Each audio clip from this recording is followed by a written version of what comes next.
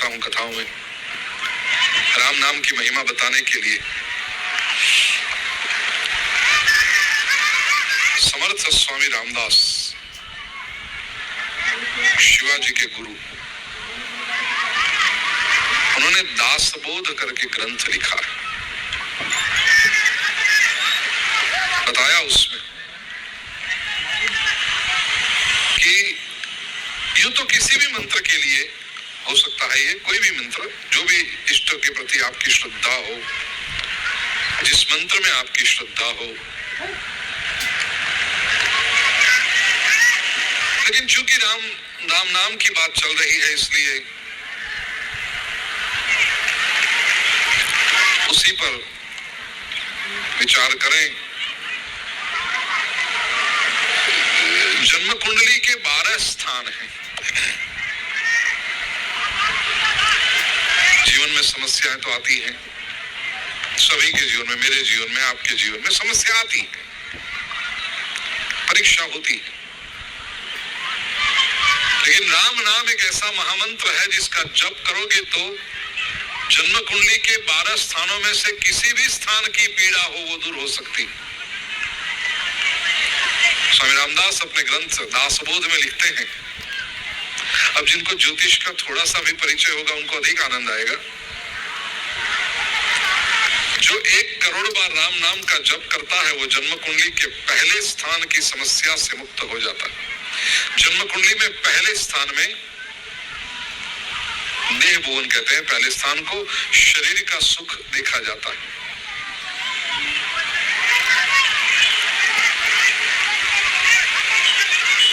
स्वामी रामदास कहते हैं कि जो 1 करोड़ बार राम नाम का जप करता है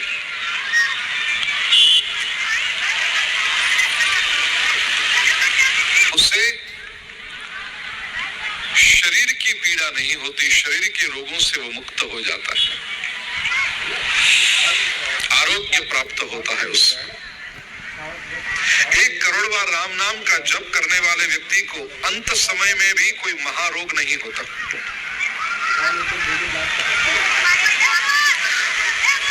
2 करोड़ बार जो राम नाम का जप करे, दूसरा स्थान जन्म कुंडली में बताया है धन भुवन, संपत्ति देखी जाती है वहां पर। 2 करोड़ बार राम नाम का जप करने वाले व्यक्ति को जीवन में कभी दरिद्रता नहीं आती। पैसे की वजह से उसका कोई काम रुक गया वो नहीं बनेगा, कहीं ना कहीं से कोई ना कोई आकर खड़ा रह जाएगा, उसका काम निकल जाएगा। तीसरा स्थान जन्म कुंडली में भ्रातृ स्थान कहते हैं, भाई का सुख देखा जाता है उसमें, और उसे पराक्रम भुवन भी कहते हैं। मनुष्य के पुरुषार्थ का दर्शन उसमें होता है तीसरे स्थान में। 3 करोड़ बार जो राम नाम का जप करता है उसे भाई बंधुओं का सुख मिलता है, और जो काम वो हाथ में ले उसमें सफलता प्राप्त होती। Communication, data science, software development, software testing, all these things are skills of the past.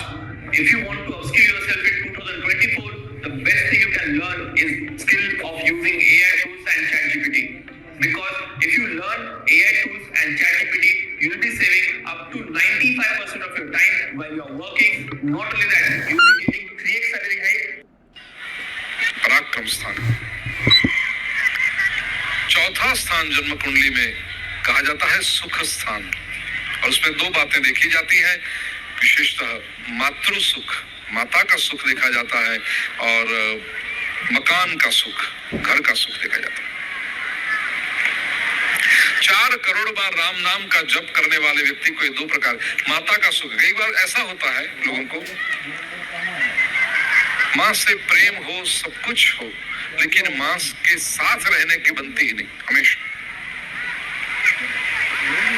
या तो अनबन रहती है, माँ के साथ हमेशा मतभेद रहा करता है। ऐसी अगर समस्या हो, 4 करोड़ बार राम नाम का जप करना, आपको मातृ सुख प्राप्त होगा। और कई बार ऐसा भी होता है व्यक्ति को मकान का सुख नहीं होता, संपत्ति है, मैंने देखा, आपने भी देखा होगा समाज में ऐसे लोगों को, संपत्ति है, सब कुछ है, इच्छा है कि नया घर लेना है, देखते भी हैं, बरसों तक देखते रहते हैं, 2-2 साल 5-5 साल केवल मकान देखने में ही बिता देते हैं। ऐसा नहीं है कि बजट नहीं है, बजट भी है, अच्छे से अच्छा घर चाहिए, अपेक्षा भी है कि नहीं बहुत अच्छा घर लेना। रहते हैं ऐसे सामान्य घर में, आसपास में कहीं झोपड़पट्टी हो, मच्छर की सुविधा हो, कहीं से दुर्गंध आती हो हमेशा, ऐसे मकान में रहते हैं और बदलना चाहते हैं वो।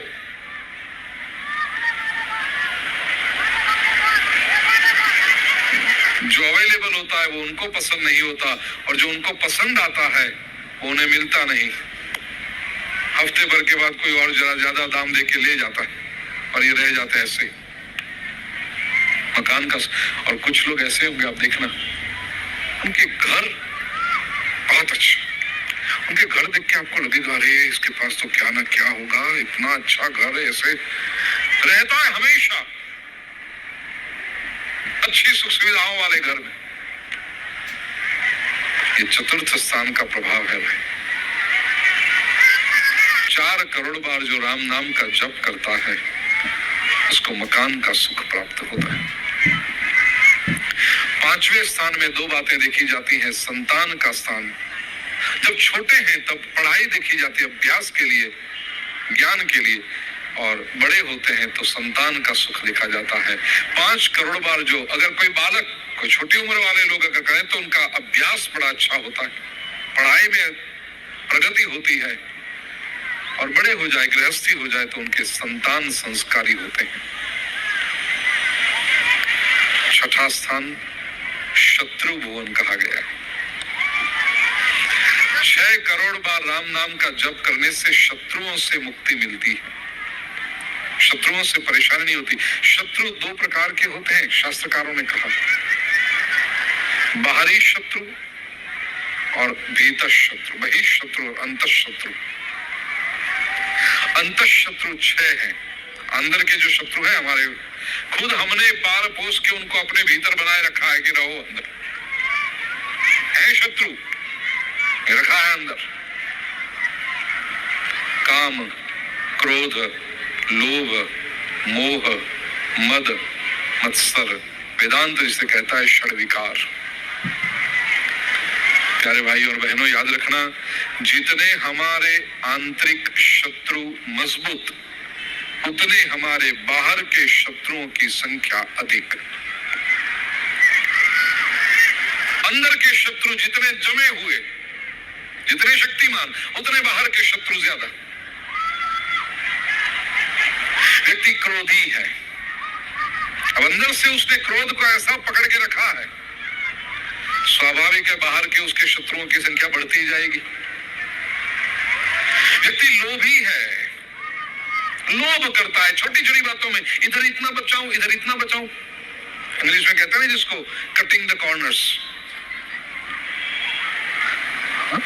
अब संसार में अब देखो, व्यवहार में आप देखो, आपके कारोबार बिजनेस में देखो तो ठीक है, वो अच्छी बात होगी, आपका गुण होगा, लेकिन व्यक्ति को यह भी पता चलना चाहिए कि ये कैंची सब जगह नहीं चलानी होती, और जहां चलानी हो वहीं पर चलाएं। सब जगह कैंची चलाते जाओगे तो अपने आप को काट डालोगे। लेकिन लोभी व्यक्ति को वो पता नहीं चलता,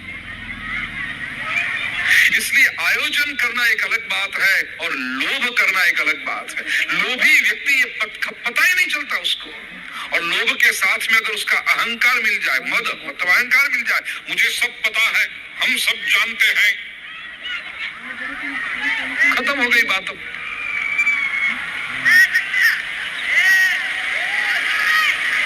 ये जितना ज्यादा उस व्यक्ति का, उतने उसके बाहर के शत्रु ज्यादा।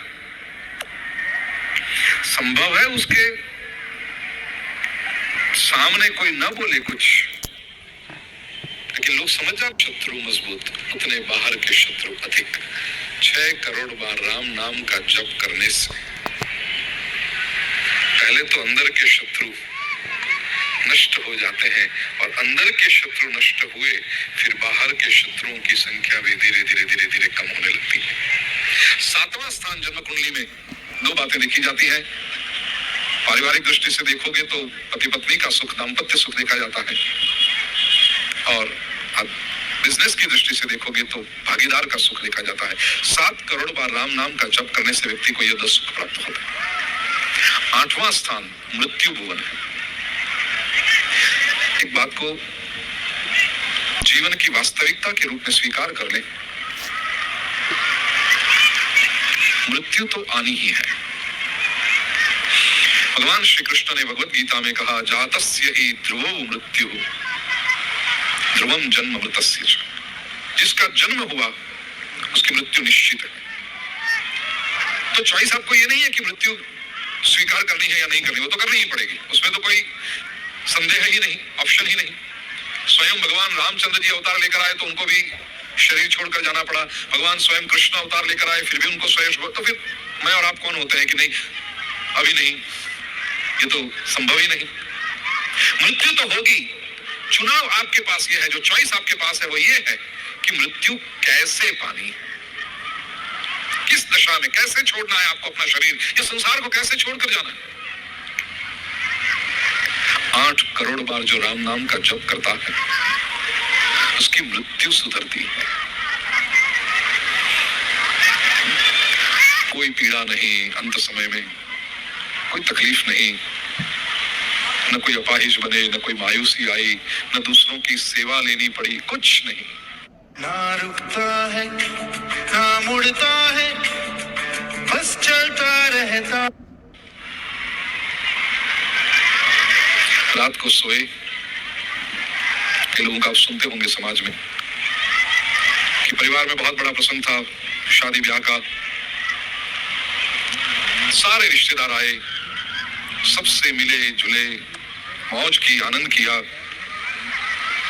और बस 90-92 साल की उम्र के बाबूजी रात को भोजन करके सबसे मिलजुल के सो गए, सुबह उठे ही नहीं।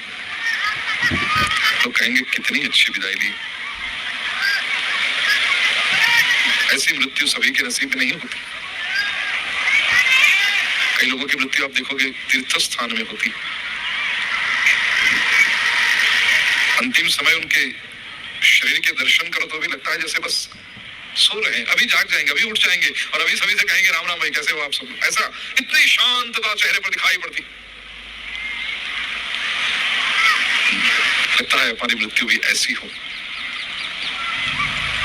8 करोड़ बार राम नाम का जप करने से व्यक्ति की मृत्यु सुधरती है। 9वां स्थान लाभ भुवन कहा जाता है। 9 करोड़ बार जो राम नाम का जप करता है उसको स्वप्न में भगवान उसके इष्ट स्वरूप में आकर के दर्शन देते हैं। और याद रखना, स्वप्न में भगवान का दर्शन करना ये बहुत बड़ी उपलब्धि होती है। सपने में हम क्या देखते हैं, जो जागृत अवस्था में नहीं कर सकते वो सब सपने में पूरा कर लेते हैं। हमारे स्वप्न होते ही वही, कॉन्शियस माइंड से जो नहीं कर पाए वो सब सबकॉन्शियस में जाता है, और निद्रा की अवस्था, स्वप्नावस्था में वो सबकॉन्शियस अपना प्रकट होता है, ड्रीम स्टेट में। कथाओं में कई बार मैंने दृष्टांत दिया है कि एकादशी का उपवास रखा हो जबरदस्ती, घर में कोई ऐसे बड़े बुजुर्गों जिन्होंने कहा ये एकादशी तो करनी ही पड़ेगी, सभी को आज उपवास रखना है। अब भोजन की बहुत इच्छा है, पूरा दिन विचार तो यही किया कब भोजन करें, कब भोजन करें, कितनी अच्छी खुशबू आ रही है खाने की, लेकिन एकादशी है, एकादशी है, कब भोजन करें, एकादशी है। ये पूरा दिन भोजन भोजन भोजन यही सोचा। रात को जब यह व्यक्ति सोता है, स्वप्न में अच्छी से अच्छी होटल में जाकर के खाना खा के आता है। करना ही पड़ेगा उसको, जिसको कॉन्शियस माइंड से प्रभु के दर्शन की इच्छा हो। अखियां हरि दर्शन की प्यासी, कब मुझे प्रभु मिले, कब मुझे प्रभु मिले, कब मुझे प्रभु मिले। एक बार बस इन आंखों से ईश्वर के दीदार हो जाए। ये कॉन्शियस माइंड में जो डिमांड रहती है, 9 करोड़ बार जो राम नाम का जप करता है उसे स्वप्न में आकर के ईश्वर दर्शन देते हैं। 10वां स्थान कर्म भुवन माना गया। 11वां स्थान भाग्य भुवन माना गया और 12वां स्थान व्यय भुवन। 10 11 और 12 करोड़ बार जो राम नाम का जप करता है, अनुक्रम से उसके क्रियमाण कर्म नष्ट होते हैं, प्रारब्ध कर्म नष्ट होते हैं, संचित कर्म भी नष्ट होते हैं। और 13 करोड़ बार जिसने राम नाम का जप किया वो तो सियावर रामचंद्र भगवान की मुक्ति पा लेता है, राममय हो जाता है, प्रभुमय हो जाता है। शास्त्र में जिसको जीवन मुक्ति कहते हैं वो दशा ये होती है कि जीवन में रहते हुए सारे बंधन छूटते जाएं बस।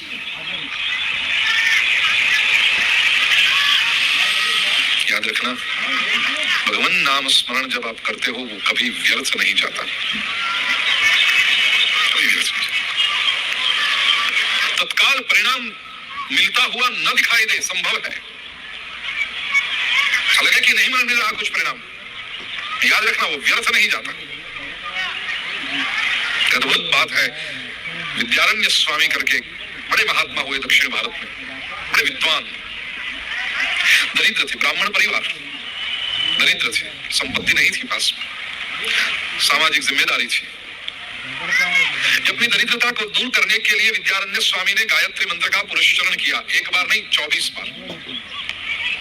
पुरस्चरण क्या होता है ये भी समझ लें आप।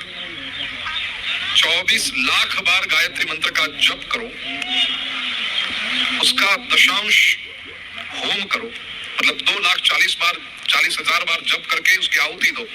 ओम भूर्भुवस्सुः ओम तत्सवितुर्वरेण्यं भर्गो देवस्य धीमहि धियो यो नः प्रचोदयात्। ओम, ऐसे 24 लाख जप, फिर 2,40,000 आहुति। ओम भूर्भुवस्सुः ओम तत्सवितुर्वरेण्यं भर्गो देवस्य धीमहि धियो यो नः प्रचोदयात्। ओम स्वाहा, ऐसी आहुति 2,40,000, और उसका दशांश 24,000 मंत्रों से अभिषेक हो। ये हुआ एक पुरस्चरण। ऐसे 24 पुरस्चरण किए, परिणाम नहीं मिला, दरिद्रता वैसी की वैसी बनी रही।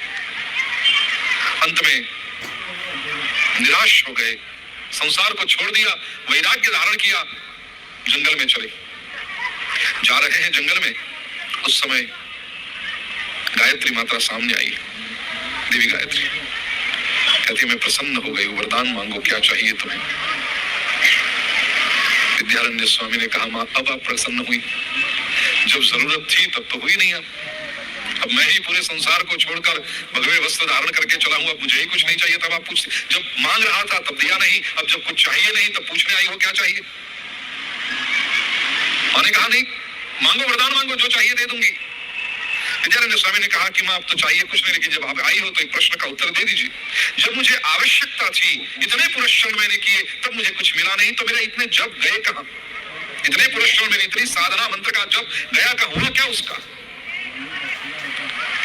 देवी गायत्री ने कहा पुत्र जरा पीछे मुड़कर देखो।